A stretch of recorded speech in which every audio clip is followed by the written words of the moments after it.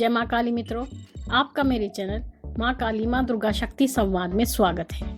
मित्रों, अगर आपने मेरे चैनल को सब्सक्राइब नहीं किया है तो आप सब्सक्राइब करें, लाइक करें, शेयर करें और साथ ही नोटिफिकेशन बेल को भी प्रेस करें, जिससे मेरी आने वाली वीडियोस का नोटिफिकेशन आपको तुरंत मिल जाए।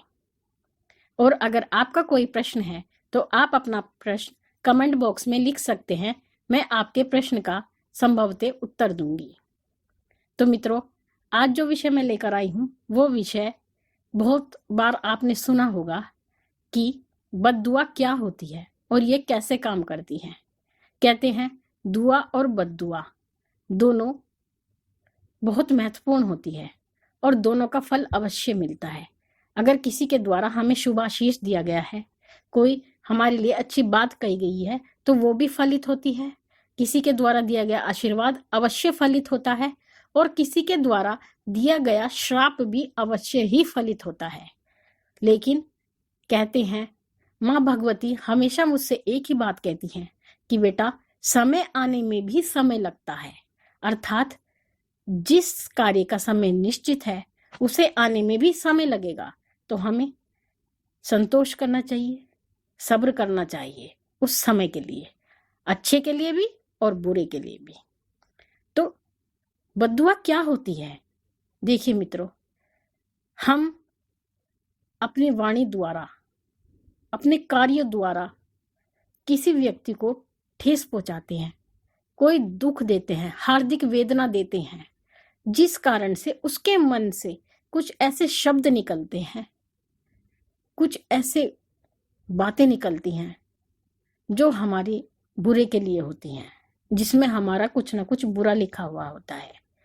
लोगों के मन से वो हार्दिक वेदना इस ब्रह्मांड में जाती है, वो ऊर्जा, वो वाइब्रेशन इस ब्रह्मांड में जाती है और इकट्ठी हो जाती है। लेकिन वो काम कैसे करती है? वो हमारा बुरा कैसे करती है?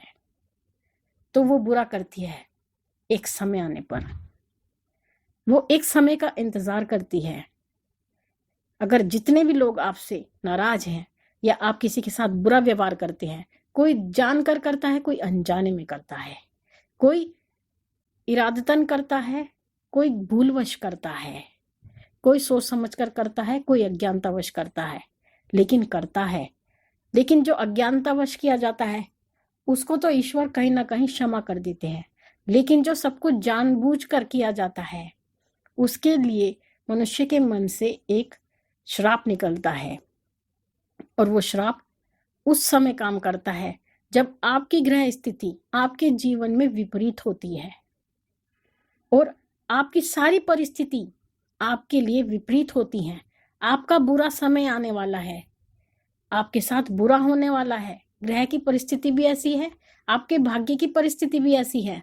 तो उस समय पे वो आपका बुरा करेंगी और साथ में जो बद्दुआएं आपने एकत्रित की हुई हैं वो उनका प्रभाव तुरंत आपके ऊपर आएगा, और जिस कारण से ये बुरा समय और बहुत ज्यादा बुरे में परिवर्तित हो जाता है। उस समय में व्यक्ति ना तो कुछ कर पाता है, ना ही वो अपनी परिस्थिति को बदल पाता है।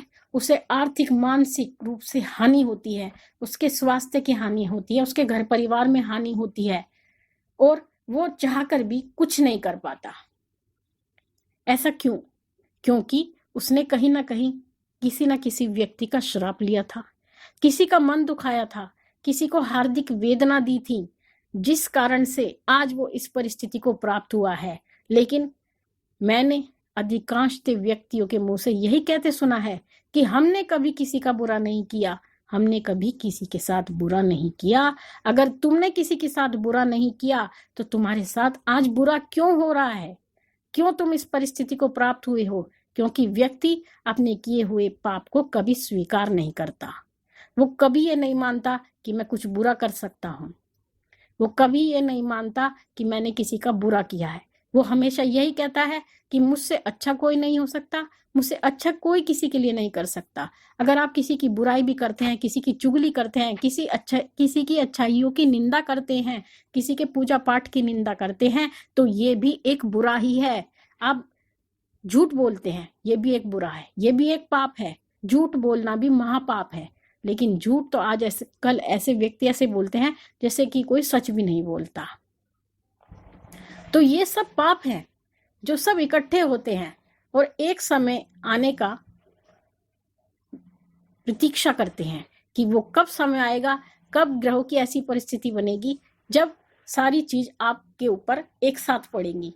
आप इसको एक उदाहरण के तौर पे भी समझ सकते हैं कि जैसे अगर आप एक डंडा लेकर निकलते हैं और रोज एक व्यक्ति को डंडा मारते हैं, जो भी व्यक्ति रोज आपका काम है एक व्यक्ति को डंडा मारना, और ऐसे करते करते आपको बहुत समय हो गया और फिर एक दिन ऐसा हुआ कि आप उन सभी व्यक्ति को अकेले मिले और उन सभी व्यक्तियों ने आपको एक साथ डंडा मारा। तो जब आपने एक व्यक्ति को एक डंडा मारा था तो उससे उसका कोई खास नुकसान नहीं हुआ, लेकिन जब उन सभी व्यक्तियों ने मिलकर एक साथ आपके शरीर पर डंडा मारा तो आपकी ऐसी परिस्थिति हो गई कि आप उठने के लायक नहीं रहे। तो ये होती है बद्दुआ, ये होता है श्राप, जिसका असर व्यक्ति को जीवन में अवश्य ही झेलना पड़ता है। तो मित्रों, मेरी विनती आपसे यही है कि आप अपने जीवन में बिल्कुल भी कोई गलत कार्य ना करें, कोई भी ऐसा कार्य ना करें जिसके द्वारा किसी व्यक्ति को हार्दिक वेदना हो, उसका मन दुखे, उसकी आत्मा दुखे और उसके मन से आपके लिए कुछ ऐसे शब्द निकलें जो आपको आने वाले भविष्य में कहीं ना कहीं दुख दे, कष्ट दे। क्योंकि मन से निकली बात, मन से निकली हुई दुआ बद्दुआ मनुष्य को अवश्य लिखती है। और देखिए, पूजा पाठ करना अपने जीवन में बहुत ही महत्वपूर्ण कार्य है, लेकिन मेरी ऐसी धारणा है कि अगर हम पूजा पाठ भी नहीं कर सकते, देखिए वो तो ईश्वर की इच्छा है, अगर वो हमें अपने चरणों में लगाना चाहेगा तो हम उसकी पूजा अवश्य करेंगे। वो तो कोई भाग्यशाली ही होता है जो ईश्वर की शरण में जाता है और उनकी सेवा का प्रसाद ग्रहण करता है। लेकिन अगर हम पूजा पाठ भी नहीं कर सकते तो हमें अपने कर्म कभी गलत नहीं करने चाहिए, अपने कर्मों को कभी सड़ाना नहीं चाहिए। मेरी सामान्य भाषा में ये बात मैं आपसे कहती हूँ। तो आशा करती हूँ मेरे द्वारा दी गई ये छोटी जानकारी आपको बहुत ही अच्छी लगी होगी और आप इसको जीवन में अपनाएंगे और इसको अपनाने के बाद आपको जरूर कुछ ना कुछ लाभ होगा। आप अपने जीवन में तरक्की होगी, आपकी प्रगति होगी, आपके घर में खुशियां आएंगी। आप इसको करके देखिए। मैं आपसे फिर मिलूंगी इसी प्रकार की जानकारी को लेकर। तब तक के लिए महारानी से यही आशा करती हूँ कि माँ भगवती आपके भंडारे भरती रहे, आपके घर में खुशियां ही खुशियां हो और आपका स्वास्थ्य बना रहे। जय महाकाली, जय महाकाल।